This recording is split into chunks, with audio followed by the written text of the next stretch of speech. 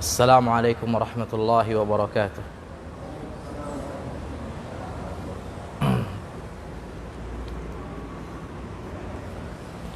Innal hamdalillah nahmaduhu ta'ala wa nasta'inuhu wa nastaghfiruh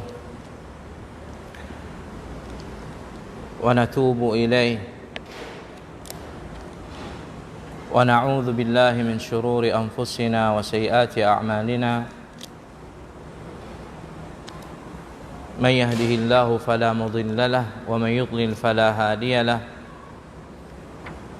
أشهد أن لا إله إلا الله وحده لا شريك له وأشهد أن محمدا عبده ورسوله صلى الله عليه وعلى آله وأصحابه ومن تبعهم بإحسان إلى يوم الدين وسلم تسليما كثيرا مزيدا. أما بعد،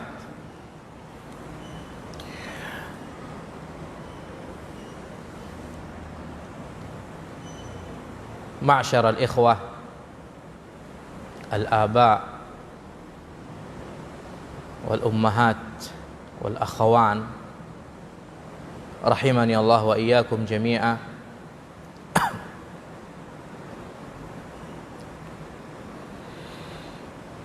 Di malam yang diberkahi ini, insyaallah jalla wa ala,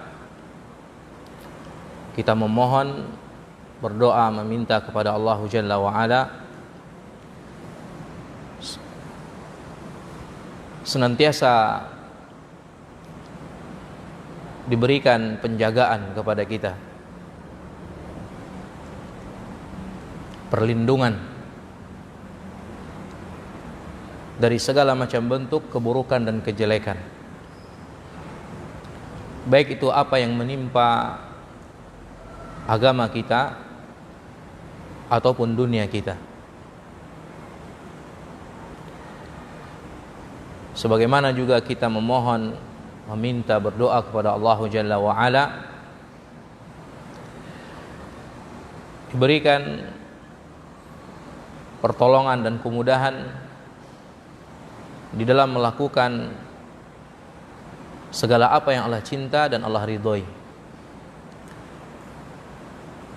dari ketaatan dan amalan saleh, dari menghadiri dan duduk di majelis ilmu, mendulang pelajaran-pelajaran, petunjuk-petunjuk berharga, manfaat besar dari ayat-ayat firman Allah Jalla wa Ala dan hadis-hadis Rasulullah sallallahu alaihi wasallam yang dijelaskan oleh para ulama, disajikan kepada kita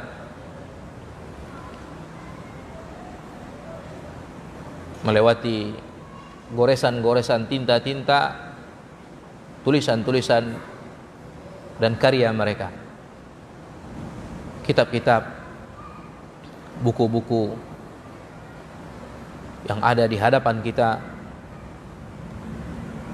dan diantaranya adalah kitab hadis yang kita jadikan sebagai bacaan rutin setiap pekannya di Masjid Raya Taluk Kuantan, yang semoga Allah Jalla wa Ala meneguhkan di atas kebenaran dan menguatkan di atas ketaatan dan agama Allah Jalla wa Ala siapa saja yang memiliki saham dan andil di dalam hal tersebut, dari para pengurus jamaah dan seterusnya. Di masjid ini kita membuka kembali, melanjutkan pelajaran kita setelah 2 pekan istirahat. Semoga kemudahan-kemudahan terus diberikan kepada kita seluruhnya. Innahu waliyun dzalika wal qadiru alaih. Ikhwani fid din wa akhawati fillah, saudaraku di jalan Allah Jalla wa Ala, rahimani Allah wa iyyakum jami'ah. Telah sampai pelajaran kita pada hadis yang dinamakan dengan hadis Jibril alaihissalam, Ummus Sunnah.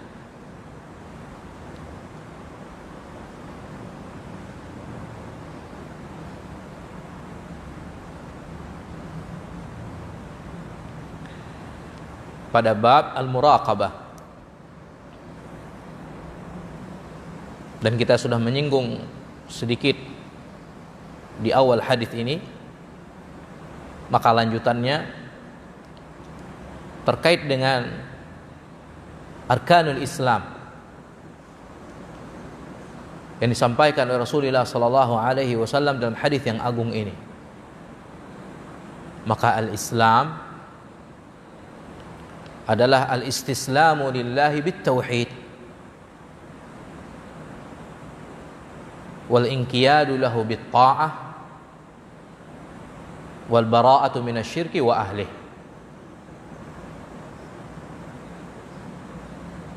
Ketika Jibril alaihissalam datang dalam rupa laki-laki sempurna seperti yang diceritakan pada hadis, dengan penuh adabnya,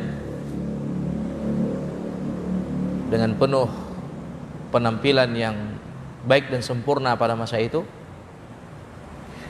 bertanya tentang al-Islam. Maka Nabi SAW menyebutkan al-Islam dengan rukun-rukunnya yang 5, yaitu syahadat an la ilaha illallah wa anna muhammadar rasulullah wa iqamis salah wa ita'uz zakah wa shaumu ramadhana wa hajjul baita atau hajjul baitillahil haram liman istata'a ilaihi sabilan. Ini al-arkanul zahirah, rukun-rukun yang tampak dan zahir dalam bentuk lahiriah, anggota badan ditegakkan.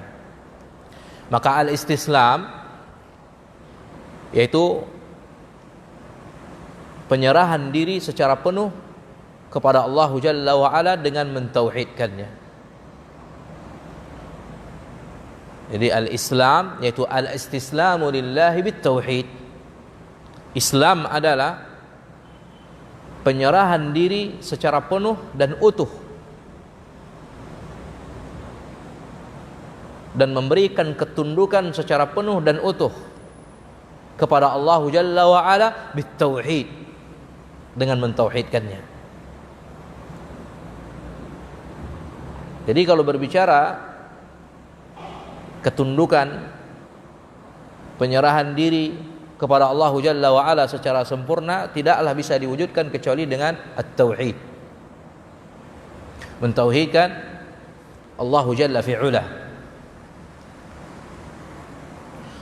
di dalam kekhususan Allah Tabaraka wa Ta'ala, di dalam rububiyahnya, dalam al-asma' was sifat, dan di dalam al-uluhiyah. Wal inqiyadu lahu bit-ta'ah, kemudian melakukan ketundukan kepadanya dengan ketaatan. Seseorang tunduk kepada Allah Jalla wa Ala dengan mentaatinya. Maka jangan bicara ketundukan terhadap Allah Jalla wa Ala hingga mentaati Allah Tabaraka wa Ta'ala. Kemudian wal bara'atu minasyirki wa ahlih, Islam yaitu berlepas diri dari kesyirikan, meninggalkan dan menjauhi syirik, menyekutukan Allah Jalla wa Ala, dan ahlihi, dan orang-orang yang melakukannya, membawa pengusungnya atau mengajak kepadanya. Harus berlepas diri dari syirik dan para pelakunya. Membenci, memusuhi, menjauhi, meninggalkan dan menjauhkan diri. Ini makna dari al-bara'ah. Berbeda dengan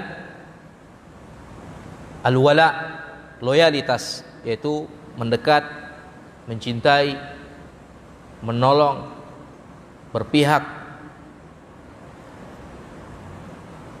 dan seterusnya.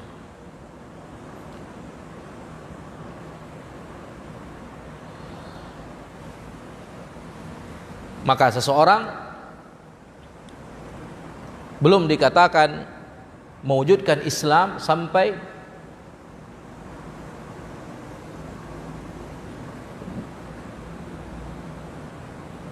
dia penuhi dari makna-makna Islam. Makna Islam secara umum yang disampaikan oleh Syekhul Islam Ibnu Taimiyah rahimahullah ta'ala ini, yang dinukilkan oleh Syekh Muhammad bin Abdul Wahhab dalam berbagai kitabnya, diantaranya kitab Thalathatul Usul.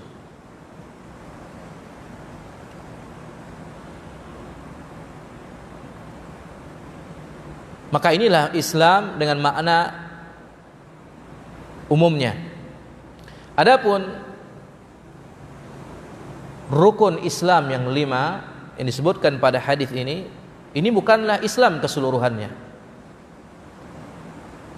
Akan tetapi dia merupakan pondasi-pondasinya, pokok-pokok dari Islam, sebagaimana dalam hadis Ibnu Umar radhiyallahu taala anhuma menyebutkan buniyal Islamu ala khamsin syahadati an la ilaha illallah ila akhir al hadis. Sesungguhnya Islam dibangun di atas 5 perkara. Kemudian disebutkan syahadat an la ilaha illallah dan sampai kepada akhir hadis, maka itu adalah 5 rukun Islam. Sebagaimana juga yang ada di hadis Amirul Mukminin Abi Hafs ini, hadis Jibril.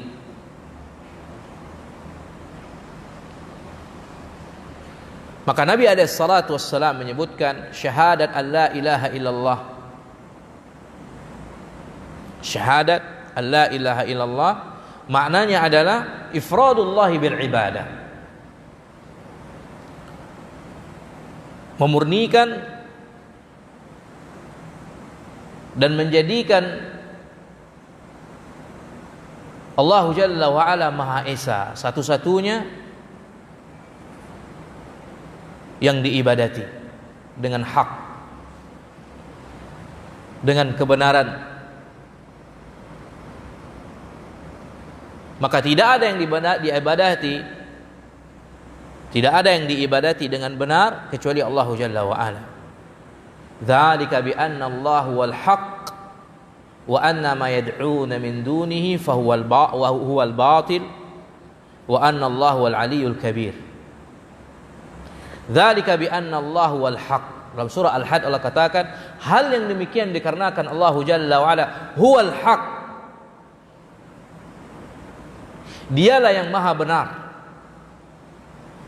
Wa anna ma yad'una min dunihi huwal batil, sementara yang diseru, yang dimintai dari selainnya atau yang diberikan ibadah kepada selainnya itu adalah batil. Wa anna Allah huwal aliyyul kabir, dan bahwasanya Allah Jalla wa Ala dialah yang maha tinggi dan lagi maha besar.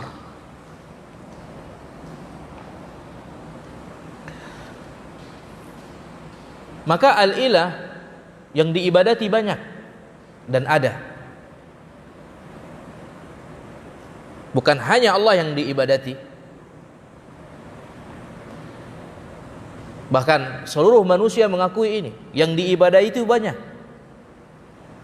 beraneka ragam, banyak macamnya. Semenjak terjadinya kesyirikan di permukaan bumi sampai hari kiamat, yang diibadati kathirah, banyak dan banyak. Hanya saja dari masa ke masa volumenya berbeda, frekuensinya atau muatannya, volumenya. jumlahnya. Mungkin dari satu masa ke masa yang lain berbeda.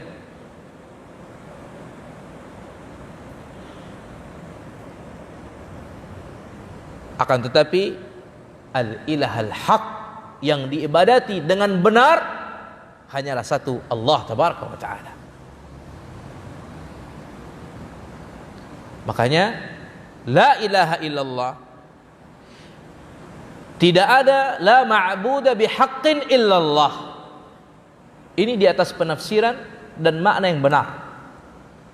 Dari sekian banyak penafsiran dan makna yang didatangkan oleh manusia,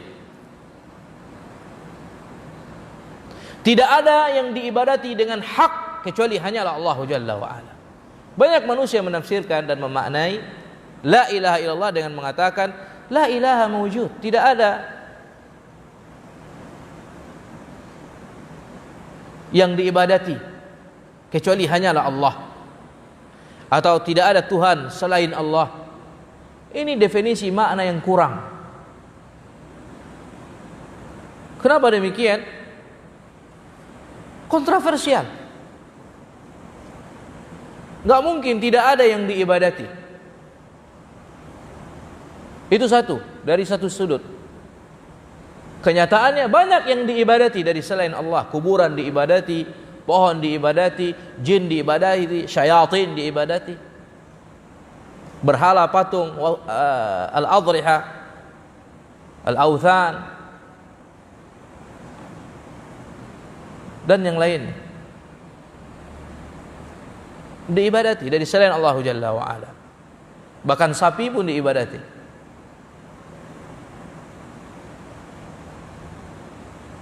Dari sudut yang lain, kalau dikatakan tidak ada yang diibadahi kecuali Allah, berarti apa yang diibadati oleh manusia itu adalah Allah. Orang akan berpemahaman seperti itu, atau kita membuka pemahaman demikian, memberikan ruang untuk pemahaman yang keliru. Orang bermain-main di situ. Karena bisa saja yang namanya orang-orang yang memiliki kecenderungan di dalam perkataan-perkataan yang bersayap untuk mendatangkan fitnah dan kesesatan, keraguan dan kerancuan, itu akan tetap ada. Maka oleh karena itu, dalil firman Allah Jalla wa Ala tadi yang mengatakan dzalika bi anna Allah wal haqq wa anna ma yad'una min dunihi wal batil, ini mengikat. Ini memperkuat, mengokohkan dan memperjelas dan mempertegas bahwa yang diibadahi dengan benar hanyalah Allah. Adapun yang diibadati dari selain Allah Jalla wa Ala, itu adalah ibadatun batilah, peribadatan yang batil. Peribadatan kepada gunung, peribadatan kepada pohon, peribadatan kepada batu, peribadatan kepada kubur, peribadatan kepada patung dan semacamnya, dan seterusnya. Ini adalah ibadah batilah, syirkiyah, syirik.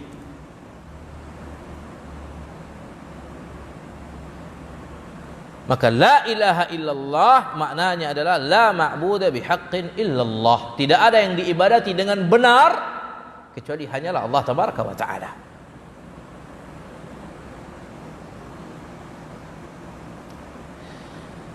Kemudian Nabi SAW mengatakan asyhadu anna Muhammadan Rasulullah, bahwasanya Muhammad adalah Rasulullah.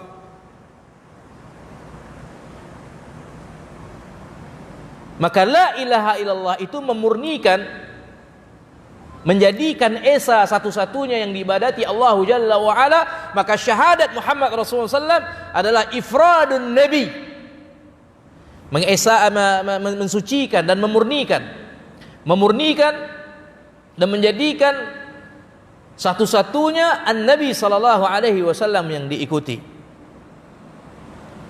yang dijadikan contoh, suri tauladan dan panutan.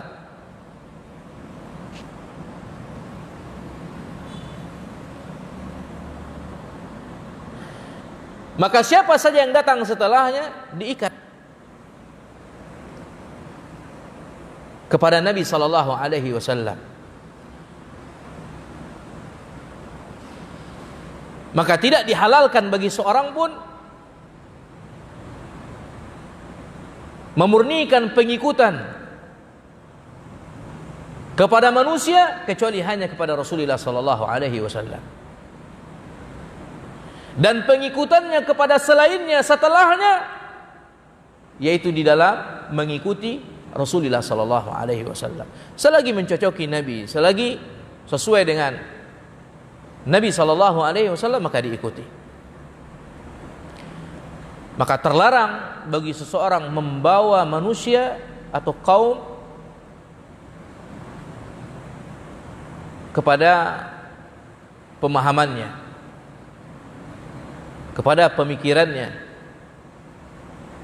dan mengikat manusia dengan hal tersebut dan membangun wala wal bara di atasnya. Siapa yang berjalan denganku kawan, siapa yang tidak lawan, tidak bisa. Kecuali hanya dengan Nabi sallallahu alaihi wasallam. Begitu para ulama seluruhnya. Bahkan maka oleh karena itu para ulama mengingkari fanatik madhabiyah, ta'assub ala al-madhhab al-muayyan, fanatik kepada madhab tertentu. Bahkan ulama-ulama yang dijadikan sosok pribadinya sebagai yang difanatiki, yang dibangun kefanatikan di atasnya. Tidak ada fanatik kecuali kepada Nabi sallallahu alaihi wasallam.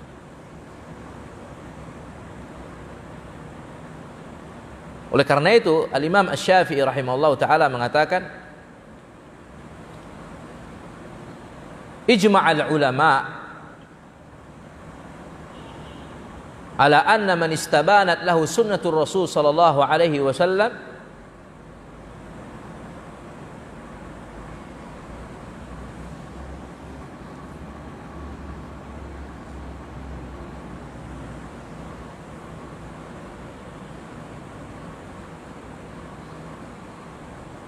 la yahillu lahu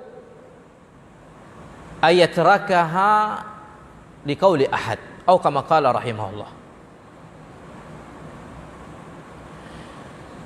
Ijma' para ulama atas bahwasannya barang siapa yang jelas baginya sunnah Rasul tampak sampai kepadanya ajaran Rasul SAW secara sahihah, tidak halal baginya meninggalkan sunnah itu liqauli ahad, hanya dikarenakan perkataan seseorang. Walaupun saya Asy-Syafi'i, ana basyarun ukhti wa usib, saya manusia, kadang benar kadang keliru, ambillah di mana aku mengambil. Maka banyak di antara mereka menukilkan idza sahhal hadits fa huwa madhhabi, apabila ada hadis yang sahih itulah sebenarnya mazhabku.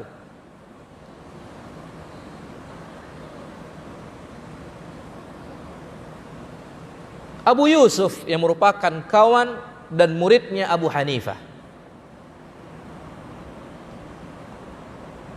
Allah lebihkan umurnya beberapa tahun dari Abu Hanifah yang lebih dahulu meninggal, sehingga bertemu dengan Imam Malik, ahlul hadis di masanya, sehingga memiliki kitab hadis yang terkenal dan masyhur jadi rujukan di masa itu. Dan sampai hari ini Muwatta Imam Malik, enggak ada kitab hadis pada masa itu kecuali Muwatta Imam Malik. Mengumpulkan hadis-hadis bukan hal yang mudah, bukan perkara yang ringan itu. Jadi rujukan pada masa itu kitab hadis Muwatta Imam Malik, sehingga dari situ menjadikan dia mumpuni di dalam ilmu hadis dan banyak tahu tentang ilmu-ilmu dari Nabi sallallahu alaihi wasallam. Di antaranya masalah ukuran sa'. Berapa sa' itu? Sehingga terjadi munakasyah, diskusi ilmiah dengan Abu Yusuf yang biasa mulazamah dengan Abu Hanifah yang dikenal sebagai ulama di masa itu yang lebih banyak kepada ra'yi, ijtihad. ijtihadi, pendapat dari pikirannya. Karena keterbatasan ilmu, bukan dengan kesengajaan. Keterbatasan ilmu pada masa itu, buku hadis-hadis belum dikumpulkan begitu banyak. Untuk mendapatkan satu hadis, dua hadis, tiga hadis itu butuh perjalanan bahkan tahunan. Ya wajar, terbatas ilmu. Banyak hal-hal yang tidak tahu dan tidak sampai kepada Abu Hanifah dari hadis dari Nabi SAW. Imam Malik selesai sama dia. Dia punya hujjah, punya dalil. Terjadi munakasyah. Disampaikan Imam Malik, ini dalilnya, ini sah, ini begini. Apa kata Abu Yusuf? Allahu Allah. Kalau seandainya Abu Hanifah kawanku hidup di hari ini, maka tidak ada jalan baginya kecuali dia akan bersama Imam Malik. Tuh, nggak ada fanatik madhab. Mereka tahu siapa kawannya, siapa gurunya itu. Kenapa dia bisa bicara seperti itu? Karena dia sudah baca gurunya tipenya begini agamanya. Dia lebih mendahulukan dalil. Kenapa dia berpandangan seperti itu hingga dia wafat? Karena belum sampai dalil saja kepadanya. Faham kira-kira? Begitu seharusnya kita dalam beragama itu. Jangan fanatikan kepada pribadi tertentu, guru tertentu, syekh. Kita tidak pernah dididik untuk itu. Nggak ada taklid kecuali kepada Nabi SAW.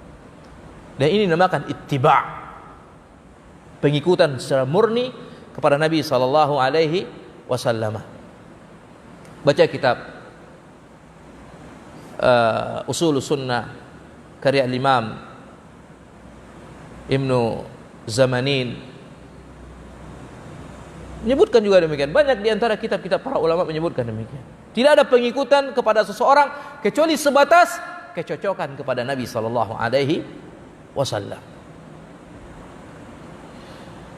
Maka tidak ada satupun ulama sunnah yang betul-betul ulama, alim besar yang paham dengan agama dan wara', faqih, takwa, yang mengajarkan murid-muridnya, para pengikutnya, para loyalis-loyalisnya, fan-fannya untuk taklid atau mengikat jamaah muridnya dengan pribadinya. Enggak ada. Selalu mengikat mereka dengan Quran dan Sunnah fahmus salaf. Quran dan Sunnah fahmus salaf. Cocok itu jalan, enggak tinggalkan, walaupun saya tinggalkan. Begitu.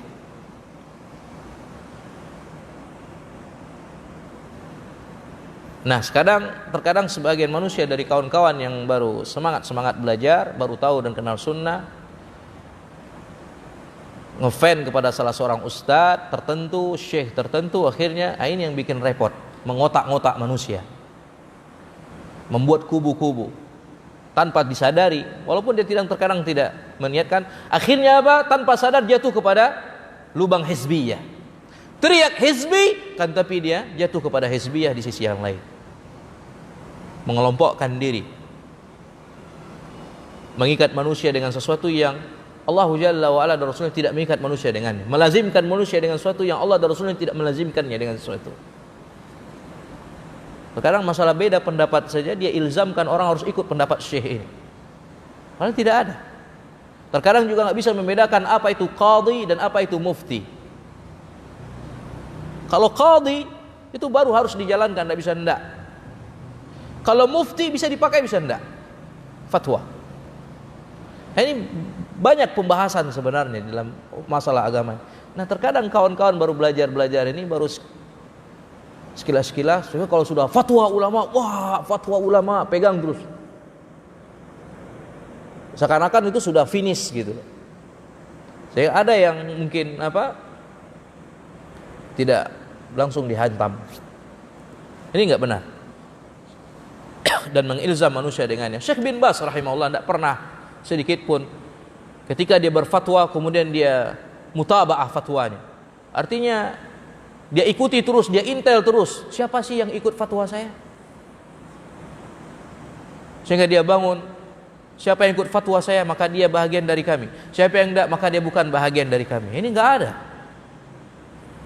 Berapa banyak Syekh bin Baz rahimahullah berfatwa, terkadang fatwanya diselisih oleh imam yang lain dalam masalah-masalah yang itu adalah perkara yang diperbolehkan, silang pendapat di sana. Apalagi hanya masalah-masalah dunia ya akhi, yayasan, sekolah, ini yang repotnya. Tempat. Oh, kalau tidak di tempat ini sholatnya Kalau tidak bersama yayasan ini, berkawannya, duduk-duduknya, lihat ke yang itu udah lain tuh. Ini nggak boleh seperti ini. Harus di masjid ini, harus di yayasan ini. Kalau tidak keluar dari yayasan ini, enggak. Kalau tidak ustadznya undangan dari yayasan, enggak bisa seperti itu ya akhi.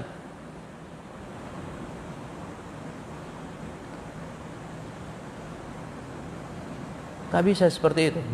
Melazimkan manusia dengan sesuatu yang Allah Jalla wa Ala Rasulnya tidak melazimkannya. Ini bisa membawa kepada hizbiyah. Ini yang ada di dalam tubuh hizbiyah. Kalau hizbiyah demikian, dia mengikat. Jadi ada RT istilahnya. Anggotanya itu bahkan pakai kartu anggota tuh. Ada pertemuan bulanan, ada apa? Ada uang bulanan. Ya kan, ada pertanggungjawab macam-macam. Kalau dengan pakai baju itu aja, misalnya dia jasnya dah, katakanlah dia punya jas sendiri. Kalau udah jasnya itu udah baru kawan. Kalau enggak di jas itu enggak kawan dah. Jadi dia hanya bantu-bantunya di situ-situ aja. Oh, kalau hanya dari yayasan ini kita bantu. Kalau dia adalah jamaah masjid ini kita bantu. Kalau itu enggak bisa seperti itu. Islam tidak pernah mengajarkan demikian. Lihat bagaimana Saudi, Mamlaka Arabia Saudiyah, dakwah Ahlussunnah wal Jamaah rahmah. Ahlussunnah wal Jamaah, bahkan bantuannya kepada orang-orang yang memerangi madhab Ahlussunnah wal Jamaah. Berapa banyak tuh lihat. Dari negeri-negeri yang dikenal dan diketahui madhabnya jauh dari madhab Ahlussunnah, tapi bantuan tetap diberikan. Diperlakukan sebagaimana kaum muslimin dan hak-haknya diberikan. Beda dengan mereka-mereka yang fanatik madhabiyah. Ahlussunnah akan aman. Bahkan masjid Ahlussunnah nggak bisa berdiri di situ. Irak tidak akan bisa berdiri masjid Ahlussunnah. Iran tidak bisa berdiri masjid Ahlussunnah wal Jamaah kecuali dihancurkan. Itu madhabiyah, artinya asabiyah, hizbiyah. Menjadikan manusia bersekte-sekte. Bahkan orang madhab Hanafi nggak boleh nikah dengan madhab Syafi'i. Lebih baik madhab Hanafi nikah dengan orang kafir daripada Syafi'i. Ini kan repot seperti ini. Dan itu terjadi di Irak, di India.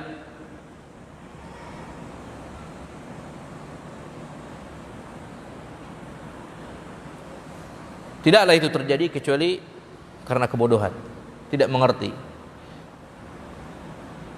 Dan kemudian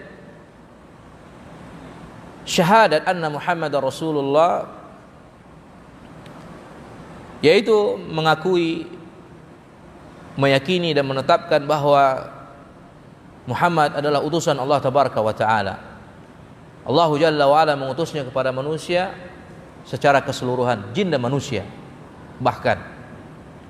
Maka mesti mengakui, menetapkan, mengimani dan membenarkan hal ini, kerasulannya, zahir ataupun batin. Zahir dan batin.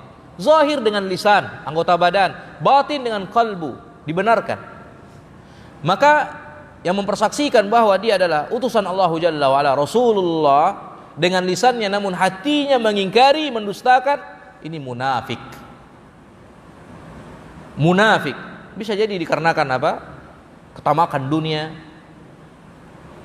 kehidupan untuk bisa hidup, bertahan, jabatan dan semacamnya, sebagaimana yang disebutkan oleh Allah Jalla wa Ala dalam surah Al-Munafiqun, idza ja'aka munafiqun qalu nashhadu innaka la rasulullah wallahu ya'lamu innaka la rasuluh wallahu yashhadu innal munafiqina lakadzibun ittakhadhu aymanahum junnah. Itu dia jadikan keimanan mereka tersebut hanya sebagai junnah, tameng untuk bisa hidup saja. Penting kita bisa hidup di kota Madinah. Kalau enggak, habis. Untuk menyembunyikan diri.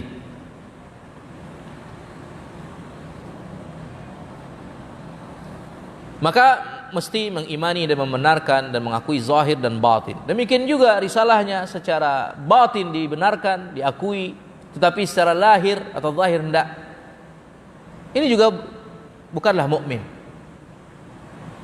Maka musyrikun hakikatnya Realitanya mengakui bahwasannya Muhammad adalah Rasulullah sallallahu alaihi wasallam, Nabi Allah. Mereka yakini itu. Abu Talib, untuk melihat apa yang kurang baginya? Dia yakini keponakannya, anak saudaranya Rasulullah. Tapi apakah dia mukmin dengan itu? Tidak. Karena secara zahir tidak dia benarkan. Tidak mau mengucapkan syahadat dengan lisan dan anggota badannya dari konsekuensi syahadat tersebut. Allah Jalla wa Ala katakan, qad na'lamu innahu la yahzunuka alladhi yaqulun fa innahum la yukadzibunaka walakinna adh-dhalimina bi ayati Allahi yajhadun. Dalam surah Al-An'am. Sungguhnya Allah Jalla wa Ala, atau kami kata Allah, mengetahui sesungguhnya mereka itu membuat engkau sedih dengan apa yang mereka katakan, fitnah, tudingan dusta dan macam-macam celaan. Sebenarnya mereka tidaklah mendustakanmu. Lihat, la yukadzibunaka. Sebenarnya mereka tidak mendustakanmu. Mereka yakin, mereka imani, bahkan mereka akui itu sebenarnya.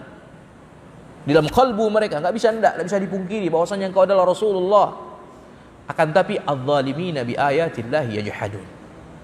Orang zalim, lalim, mereka dusta, kufur, mengingkari ayat-ayat Allah Jalla wa Ala. Kibir, kesombongan, kecongkakan yang menghalangi mereka. Dan kemudian apa? Al-hamiyatul jahiliyah. Ini dia penyakit. Penyakit yang akan tetap ada pada umat Muhammad SAW. Nabi katakan, ana fikum umru'un jahiliyah. Atau dalam riwayat katakan, sungguhnya pada kalian itu terdapat perangai jahiliyah.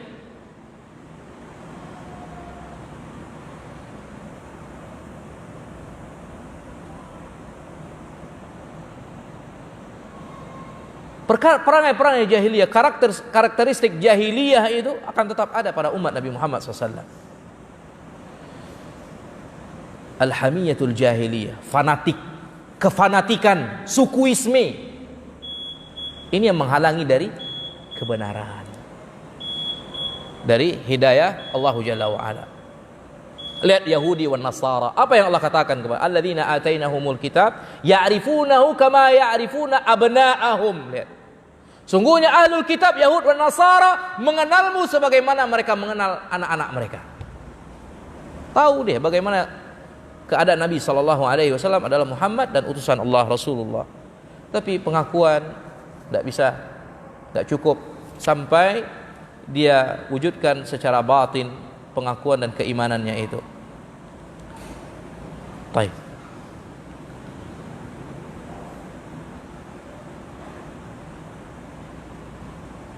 Maka syahadat kepada Rasulullah SAW mesti mengikutinya zahir ataupun batin. Siapa yang tidak mengikutinya maka tidak benar syahadatnya terhadap bahwasannya adalah Rasulullah. Apabila dia tidak mentaatinya di dalam sesuatu pun dari apa yang dibawa oleh Nabi SAW, ini bisa jatuh kepada kufur. Tapi apabila dia taat kepada satu perkara dan tidak taat kepada perkara yang lain atau di sebagian yang lain, maka syahadatnya kurang. Maka kekurangannya sesuai dengan seukuran dari apa yang dia tinggalkan. Ala kulli hal, wajib untuk mentaati Nabi SAW. Sehingga dengan hal itu syahadat Muhammad Rasulullah SAW sempurna. Wallahu a'lam bissawab. Subhanakallahumma bihamdik, asyhadu an la ilaha illa anta astaghfiruka wa atubu ilaik. Wa sallallahu ala nabiyyina Muhammad. Alhamdulillah.